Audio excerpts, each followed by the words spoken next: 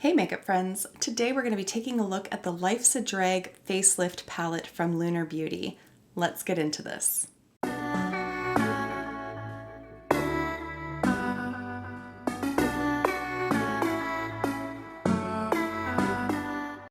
As always, I want to start off by welcoming you back to my channel, or if you are new here, then hello and welcome. My name is Kara, and on my channel we like to mix beauty, brains, and the occasional F-bomb.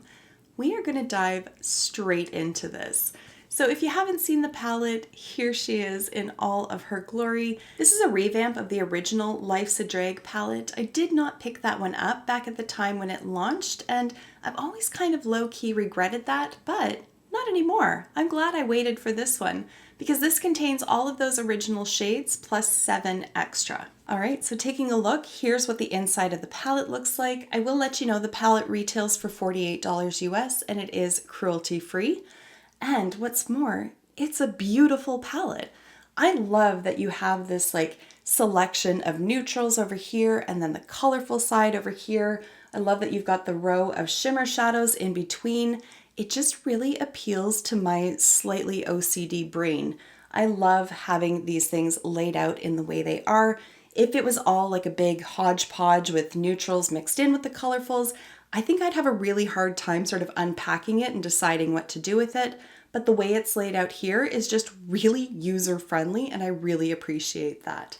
Now we are going to get into the 2 eye looks that I've created, and I am going to do a bit of a voiceover explaining how I made them.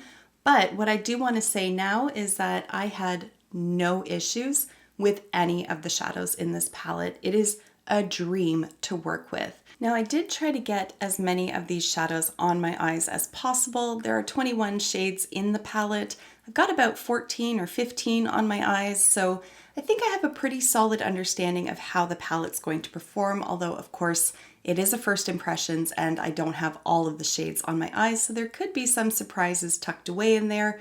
However, I feel fairly confident that these are all going to perform equally well because all of the 14 or 15 shades that I have on my eyes currently all performed beautifully.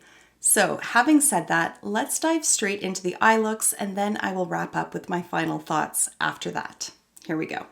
So to start off, I used a fluffy brush and applied the shade All Tea, and I put that just above the crease area and blended it up towards the brow bone, just so that there was a base shadow down for darker shadows to blend into. The next shade I applied was Sickening, and I used a fluffy brush, but a smaller one than I used for All Tea, and I kept it a little bit closer towards the crease area, although up a little bit, to help compensate for the fact that I have hooded eyes. So I used that brush, blended it into All Tea, and then I moved on to the shade Mug. This one I picked up on an even smaller brush and patted that towards the outer portion of my lid, just so that the area where the deepest concentration of color would be was on that outer part, and then I could blend from there. I had no issues with blending this shadow at all. It was very pigmented, but not stubborn in any way, and as you can see in the video clip, it did blend out very nicely. To add even further contrast though, I did pick up the shade Shady, which is a matte black, and placed it largely over top of where I had Mug, but a little bit within those boundaries of the shade, if that makes sense. And again, I had no issues blending this out, and the black is very satisfying, shall we say. Sometimes matte black shadows will apply and they look very gray once they're blended out, or they become very patchy and they're just very stubborn and don't want to blend. That was not the case with this shadow at all. I had no complaints about it whatsoever. After that black shadow was down though, I kind of reversed what I had already done and just went back with the shade Mug, and then again with Sickening, and finally again with All Tea, and used that time to really blend everything out so that there were no harsh edges between where those deeper shadows are and where the lighter ones. So I did spend some time blending just to get as seamless of a blend as possible. Along my lower lash line, again, I applied that shade Shady, the matte black, and I blended that out with the shade Mug as well as Sickening. On my lid, I picked up the shade Legendary, and I didn't use a setting spray. I wanted to see how this shade would apply straight out of the pan. And overall, I'm just really happy with how reflective this shade is. There's no glitter to it. It's just a really foiled metallic shadow. For my brow bone, I went in with the matte white shade called Cake Face and just applied a very light amount of that just to add a little bit of a highlight up there without drawing too much attention to it. For my inner corner, I used the shade Beat, and again, I didn't feel that I needed any setting spray to help amp this one up. It was so nicely reflective just as it was, and again, no chunks of glitter in there at all. Now, I'll admit straight out of the gate that with the colorful shadows, I am a little bit more intimidated. Neutral is most definitely my wheelhouse, but I did want to try to use as many of these colorful shadows as possible, if only just to put them to the test. So I started off with the light pink shade called Diva, and I applied that again just above the crease and up towards the brow bone. Again, just so that there was a little bit of a gradient established already and so that there was a baseline shadow to blend darker shadows into. The next shade I picked up was the bright pink, and I'm not entirely sure how to pronounce this. Kai. I'm not sure. I feel like I'm missing something with that, but at any rate, it's a beautiful shadow.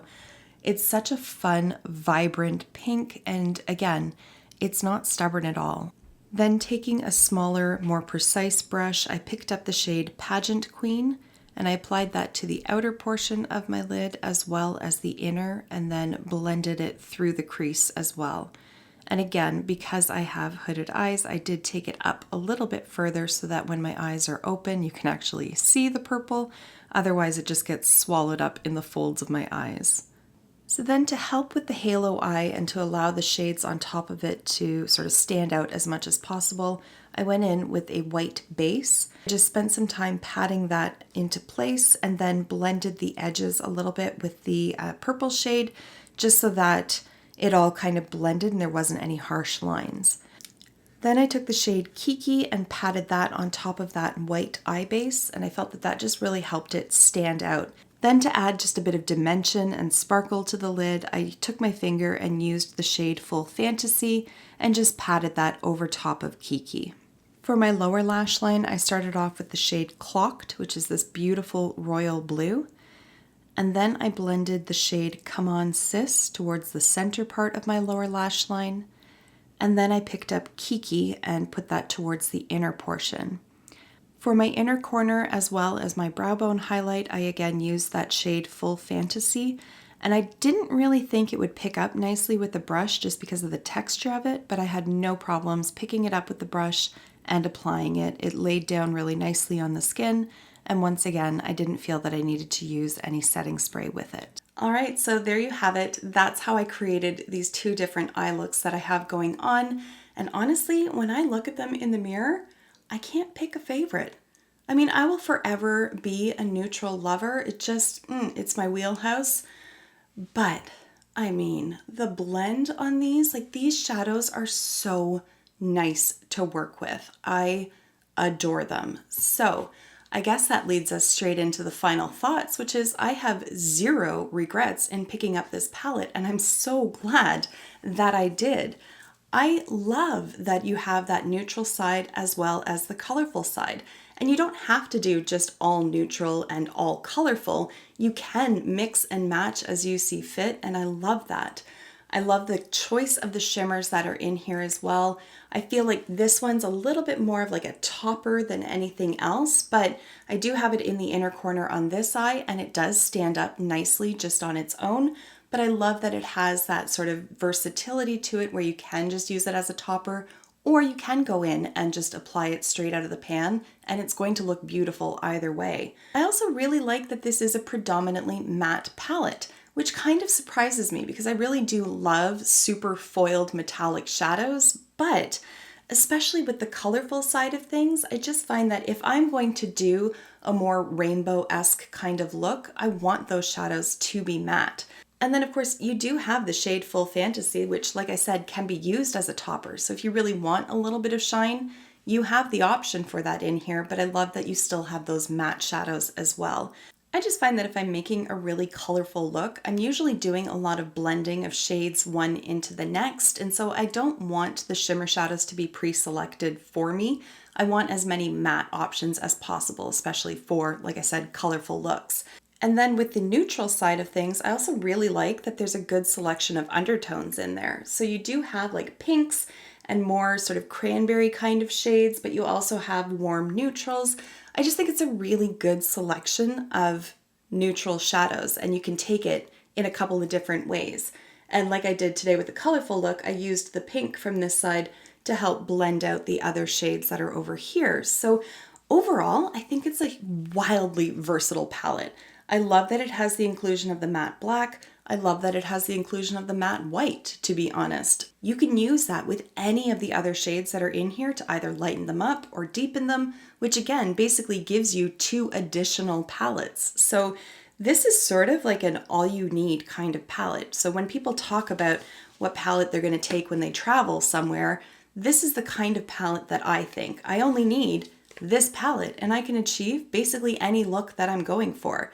I think it's a really intelligently curated set of shades, and I'm just so very happy with it.